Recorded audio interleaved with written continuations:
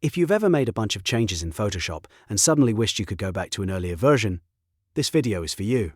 In the next few minutes, I'll show you exactly how to revert to a previous version of a document in Photoshop, whether your file is saved as a cloud document or stored locally on your computer. We'll cover the best method for cloud files, the history panel for active sessions, and the Revert command for when you want to throw away recent changes and start over. If this tutorial helps, make sure to hit like and subscribe for more quick Photoshop tips. Let's jump right in. First, let's talk about the best option if you're working with a cloud document. Photoshop Cloud Documents automatically keep track of earlier versions as you edit, which makes this the safest and most flexible way to go back in time. To use it, open your project file in Photoshop, then go up to the top menu and choose Window, and then Version History. Once the Version History panel opens, you'll see a timeline of saved versions on the right side of your screen. These versions are usually marked with the date and time they were created, so you can quickly compare your progress and find the exact point you want to return to.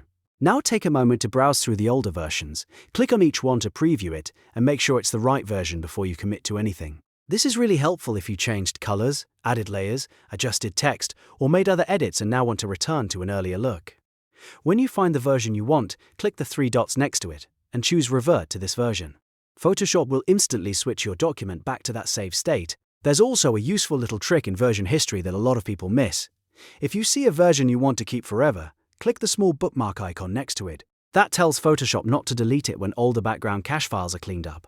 This is a great habit if you know a version is important and you may need it later. If your file is not a cloud document, or if you haven't closed the project yet, the next method is the History panel. This works great for current sessions and lets you step back through the changes you've made since opening the file. To access it, go to Window and then History. The History panel will show a list of your recent actions in order, from newest to oldest. From here, you can scroll up the list and click on any previous step to jump your canvas back to that moment. This is especially useful if you want to compare edits or undo several changes at once without pressing Ctrl or Command Z over and over. If you want to go all the way back to the starting point of the session, scroll to the very top of the panel and click the initial image thumbnail. That returns you to the state the document was in when you first opened it in Photoshop. Now, if you've already saved your work locally and just want to discard recent changes, the fastest option is the Revert command. Think of this as the nuclear option because it wipes away all changes since your last save. To do this, go to File in the top menu, then click Revert. If you prefer shortcuts, you can also press F12 on your keyboard. Once you do that, Photoshop will reload the file exactly as it was the last time you saved it.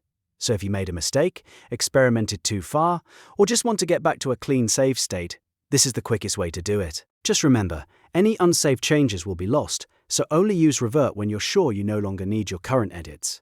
So, to recap, if you're using a cloud document, version history is the best way to restore an earlier version. If you're still in the same session, the history panel gives you precise step-by-step control. And if you want to completely reset to your last saved version, the Revert command gets it done fast. Knowing these three options can save you a lot of time and help you work more confidently in Photoshop. If this guide helped you, please give the video a like, subscribe to the channel, and turn on notifications so you never miss another useful Photoshop tutorial. Thanks for watching, and I'll see you in the next video.